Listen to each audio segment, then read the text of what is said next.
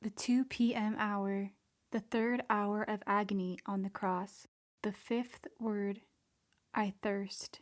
My crucified, dying Jesus, embracing the cross to hold up your limbs, which are about to come apart, I feel the fire that burns all of your most holy body. Your heart pounds so violently that it pushes up your dislocated ribs. It torments you so cruelly that your most sacred humanity is transformed and becomes unrecognizable. The love that inflames your heart parches and burns your whole body, unable to contain it. You want to give one last witness to the creatures. You feel the fierce torment, not only your bodily thirst from the shedding of your blood, but much more, your burning thirst for the salvation of our souls. You would drink us all like water, swallowing us into you. To keep us safe in you, you gather your fading strength and cry out, I thirst. Oh, you repeat these words to every heart. I thirst for your will, for your affections, for your desires, and for your love. You could not give me water more fresh and pleasant than your soul. Ah, do not make me burn. I am burning with thirst. Not only do I feel my tongue and my throat burn, so that I can no longer speak, but I also feel my heart and my organs drying up. Have pity on the thirst. Have pity. Delirious from the effects of your immense thirst, you abandon yourself to the will of the Father. My heart can no longer bear to see the wickedness of your enemies. Instead of water, they give you gall and vinegar, and you do not refuse them. Oh, I understand. It is the gall of our sins. It is the vinegar of our untamed passions that they give to you. Instead of relieving you, it makes you burn even more. Oh, my Jesus, I give you my heart, my thoughts, and my affections. I give you my whole being to refresh you and to refresh your parched, embittered mouth. My Jesus, I give you all that I am and all that I possess. If my pains can help to save even one of these souls, here I am. I am ready to suffer everything. I offer myself completely to you. Do with me as you please. I want to make reparation for all the souls that become lost. I want to make up for the pain that some souls inflict on you when you allow them to experience exhaustion, sadness, or abandonment. And instead of offering them to you to relieve the scorching thirst that devours you, they lose heart and increase your sorrow. The sixth word, it is finished. My dying good, the interminable ocean of your sorrow, the fire that consumes you, and, most of all, the supreme will of the Father that decrees your death, is the supreme law to you. All I have left is the hope that you will continue to live. Oh, how will I live without you? Your strength is gone, your eyes glazed, your face transformed and veiled with a deathly paleness. Your partly open mouth and your labored, uneven breath makes me fear that you cannot revive. The fire that burns you gives way to an icy chill, and a cold sweat covers it. The intensity of the pain and the piercing of the nails force your muscles and nerves to contract more and more. Your nail wounds continue to tear. I tremble, and I feel I am dying. I look at you, my good Jesus, and I see the last tears falling from your eyes, announcing your imminent death. My Jesus, Jesus mine, what pain! And I see that you open your lips again to say, it is finished. Oh, my Jesus, you are completely consumed. You have nothing left. Your love has reached its goal. But am I completely consumed for your love? What thanks I owe you! How grateful I should be to you! Oh, my Jesus, though I want to make reparation for everyone, for their lack of response to your love, though I want to make up for the insults you receive from souls, even as you are consumed on the cross for love of them, yet I can do nothing for you. The seventh word, Father, into your hands I commend my spirit. My crucified, dying Jesus, you are about to breathe the last breaths of your mortal life. As I fly over your most holy humanity, I feel it already becoming rigid. Your heart no longer beats. If I hear a heartbeat, it is so faint that I am not sure you are dead, and I cry and rant. Could my life really have died? With Mary Magdalene, I embrace your feet. I would almost want to embrace you, kiss you, and hug you, and I would give my life to revive you. Oh Jesus, I am shocked. I see you move and reopen your dying eyes. From the cross, you look around as if you want to say your last goodbye to everyone. You look at your dying mother, who no longer moves or speaks because of her sorrow, and you say, "Goodbye, Mother. I am leaving, but I will keep you in my heart. Take care of my children and yours." You look at weeping Mary Magdalene and faithful John, and with your eyes you say goodbye to them. You look at your very enemies with love, and with your eyes you say to them, "I forgive you. I give you the kiss of peace." Nothing escapes your gaze. You say goodbye to everyone, and you pardon everyone. You gather all your strength, and with a strong and resonant voice, you cry out, "Father, into your hands I commend my spirit." Then you bow your head, and you die. My Jesus, you have died. At this cry, all nature trembles and weeps over your death, the death of its creator. The earth quakes violently and seems to weep with its tremor. It seems to want to shake souls to make them recognize you as true God. The veil of the temple is torn, the dead rise, and the sun, which has wept over your suffering, now withdraws, and its light gives the last kisses to your humanity. At your cry, your enemies fall on their knees, beat their breasts, and confess, "Truly, he is the Son of God." Paralyzed with grief, your dying mother suffers pains worse than death because she is not dying. My dead Jesus, with your cry, you place all of us with yourself in the hands of the Father so that he may not reject us. You not only cry out with your voice, but with all your pains and blood. "Father, into your hands I commend my soul and all souls." My Jesus, I too abandon myself in you. Give me the grace at least to die entirely in your love and in your will. I pray you never to let me leave your most holy will in life or death. At this time, I want to make reparation for all those who do not abandon themselves perfectly to your most holy will, those who lose or diminish the precious fruit of your redemption. Oh my Jesus, how deeply your heart grieves on seeing so many creatures flee from your arms, seeking to love only themselves. Oh my Jesus, in these last moments, call all souls around you, press them to your heart, while I come out of it and go over your wounds with my last kisses, asking your forgiveness once more and promising to always love you here on earth and never to offend you again. My Jesus, I kiss your head crowned with thorns. I ask your pardon for my so many thoughts of pride, ambition, and self-esteem. I promise you that every time a thought comes to me that is not all for you, my Jesus, and I find myself on the verge of offending you, I will cry immediately, "Jesus and Mary, I commend my soul to you." Oh Jesus, I kiss your beautiful eyes, still bathed in tears and covered with clotted blood. I ask your pardon for all the times that I have offended you with evil and immodest looks. I promise you that whenever my eyes fall on earthly things, I will cry immediately, "Jesus and Mary, I commend my soul to you." Oh my Jesus, I kiss your most sacred ears, deafened right to the last moments by insults and horrible blasphemies. I ask your forgiveness for all the times that I have listened to, or made others listen to, conversations that draw us away from you, and for the countless evil conversations that creatures engage in. I promise you that every time I find myself in danger of hearing inappropriate talk, and am about to drown out your voice that speaks loudly into my heart, I will cry immediately, "Jesus and Mary, I commend my soul to you."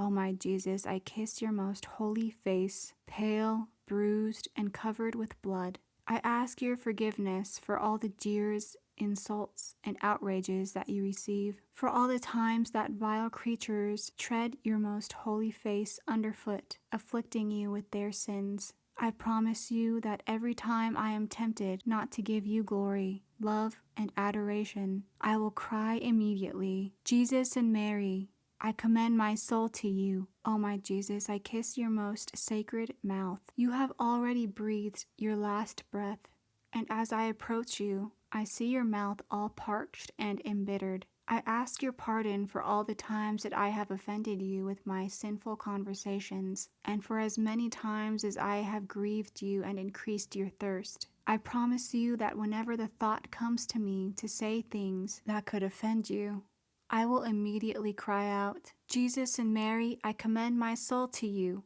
O my Jesus, I kiss your most holy neck. I still see the marks of the chains and the ropes that cut and oppressed you. I ask forgiveness for the bonds and attachments of so many souls which formed ropes and chains for your most sacred neck. I promise you that whenever I feel disturbed by attachments, desires, or affections that are not entirely for you, I will cry immediately, Jesus and Mary, I commend my soul to you.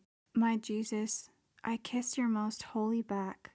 As you lay nailed to the cross, I can easily see how they mangled your most holy body, how deep are your wounds and how they hurt, made worse as they are by the cold. I ask your pardon, Jesus, for the countless illicit satisfactions and innumerable sins committed with our five senses. I promise you that every time the thought comes to me to take some pleasure or satisfaction that is not for your glory, I will cry immediately, Jesus and Mary, I commend my soul to you. My Jesus, I kiss your most holy breast. I feel it gasping and out of breath. So strong is the love that consumes you, that like a red-hot iron it burns whoever touches you, O Jesus. I ask your pardon for all the coldness, indifference, apathy, and horrendous ingratitude that you receive from creatures. I promise you that whenever I grow cold in your love, I will immediately cry out, Jesus and Mary, I commend my soul to you. My Jesus, I kiss your most sacred hands. They enclose all our actions, and with your most holy works and the most bitter pains you have endured, you atone for ours. Jesus, I ask your forgiveness for all evil and indifferent works, and for countless acts made evil by self-love or self-admiration. I promise you that whenever the thought comes to me not to work solely for your love, I will immediately cry out, Jesus and Mary, I commend my soul to you. O my Jesus, I kiss your most holy feet. I ask your pardon for the innumerable steps and paths taken without a right intention. I ask pardon for the many souls who abandon you to seek earthly pleasures. I promise you that whenever the thought comes to me to move away from your most holy feet, I will immediately cry out, Jesus and Mary, I commend my soul to you. O Jesus, I kiss your most sacred heart, and as I do so, I enclose myself in it. These are the final instants of your mortal life, and you would like to gather all souls in your hand and take them with you. But Jesus mine, as I enclose myself within your heart, I take first place in it, and together with your love, your suffering, and your will, I intend to enclose in it all the souls that you have redeemed, so that everyone may be saved, excluding none. O Jesus, nothing is denied in one's last moments. As you are about to draw your last breath, I ask you the grace to allow me to die with you, or at least to grant me your heart as my chamber, your blood as my drink, all of you as my food. Otherwise, how could I live without you? O Jesus, enclose me in your heart and close the doors for me so that I may see nothing but you. I promise you that every time I am tempted to leave your sacred heart, I will immediately cry out, Jesus and Mary, I give you my heart and my soul. Reflection for the 2 p.m. hour. Jesus is consumed with thirst. His tongue is parched, as if so great a thirst had changed it into a tongue of fire. And can I say that I am consumed with love for Jesus? Do I have a burning thirst for Jesus? Do my thoughts and affections always seek to refresh him in his ardent thirst? Or do I thirst for material things? Sometimes, when the will calls the souls, they are turned in another direction. And even if they desire good things, it is still for their own interest, and so they are not in accord with the will, and the will is left alone. Unable to agree with the wishes and the affections, the will cannot form a cordon around Jesus so as to pledge him to grant what the will wants. When the cordon around him is not complete, we cannot face divine justice. To complete it, I must first of all weave all of myself in Jesus Christ, then multiply myself in every drop of his blood, in every pain and prayer of Jesus, so that justice will find their full support. Then I will pour myself into all creatures, touching their drops of blood with drops of the blood of Jesus, the sores in their souls with the sores of Jesus. To heal them, I will touch their sorrows with those of Jesus, that they may draw comfort. I will multiply myself in each and every offense, offering an act of reparation for each one of them. With Jesus' voices, I will cry into every heart, that I may bring all of them to him, and weaving myself into Jesus and into all creatures, my cordon will be complete. I will place it around Jesus, that his divine justice may find complete fulfillment and satisfaction. And daringly, I will disarm his justice, and I will ask his justice for souls. And he will not be able to deny them to me, because all justice is satisfied in Jesus. The Lord wants all souls to be saved, but also wants the claims of justice to be secure. When justice finds satisfaction in souls,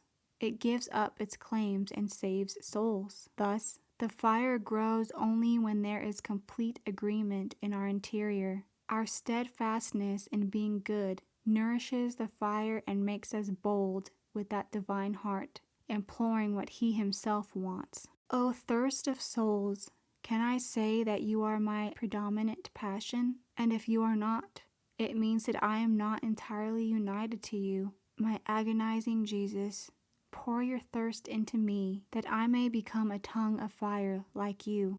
Jesus thirsts, and unable to endure the thirst that consumes him, he says, "All is consummated." Then Jesus is completely consumed for us. Do I make every effort in all that I do to be continuously consumed for love of Jesus? Or do I let something seep into me that could frustrate the consummation between myself and Jesus? Every thought, word, and deed of Jesus brought him to his consummation. Does my every thought, word, and deed work together to prod me to consume myself for love of Jesus? In Jesus, everything was boundless, the glances, the words, the suffering, and as in Jesus, so in us also everything should be boundless in our love for him. Each additional act that my Jesus did was a consummation that he offered to his Father and then gave to us. Can we say that each one of our acts is an act of consummation on behalf of Jesus? We want to send our sufferings flying over the cross of Jesus, to keep company with his sufferings, and that he may share his fire with us. And while our sufferings keep Jesus company and are crucified with him, we shall say to him, Jesus, I want to repeat your acts. I want my sufferings to increase in value through your very own sufferings, and I want them to fulfill the same duty that you discharged on the cross toward your Father and toward all souls. Jesus will be so happy that he will transform his pain into ours, will give us the same effects, and in a sort of sweet enchantment will pull our heart close to his and find relief for his pains in ours, so that, as I suffer, I hasten to send my sufferings on the cross to Jesus, and may he, in turn, enraptured by my suffering, find succor in them. Often, when we must attend to material chores that are supposedly necessary, such as work, rest, or taking food, it seems as if the consummation that Jesus still requires of us is interrupted. To remedy this, I shall say to him, See, O Jesus, while I am attending to these human chores, I protest, because I want to go about them joined to yours. Be consumed just as you are consumed, thus forming between you and me so many binding links. May the breath of your consummation blow into my being and consume both of us. And while I am busy, I place my being upon your burning flames that rise. And if they see that I am interrupting the consummation between you and me, may these flames burn and consume me together with you.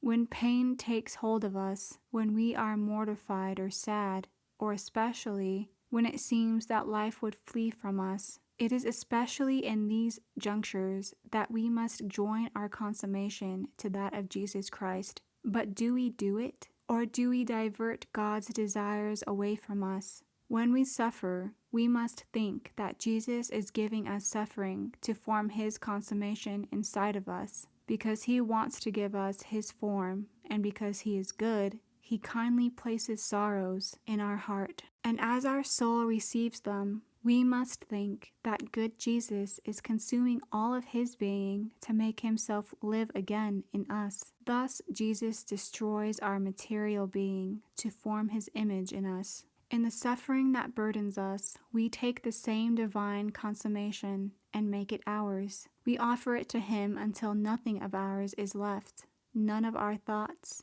turmoil, anxiety, or disorders. For when the soul keeps these anxious vigils, it prevents a true consummation, forming, as it were, a split flame. Every pain is a flame that destroys, and in consuming our being, it makes divine life be reborn in us. O Jesus, my sweet life, may your expended breath always breathe in my poor heart, so that I may receive the imprint of your consummation. On the cross, Jesus accomplishes the will of the Father in everything, and with a perfect act of abandonment into His most holy will, He takes His last breath.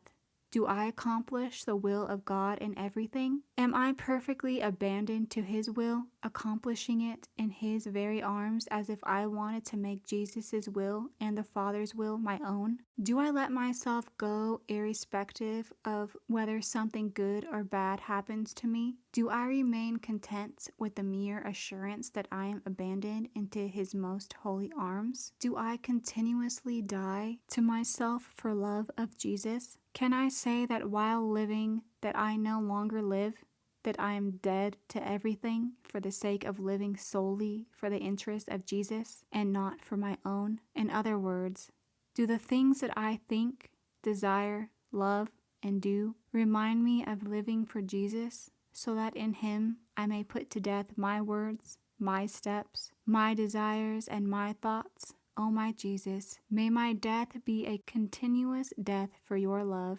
and may every death I undergo be a life that I long to give to every soul.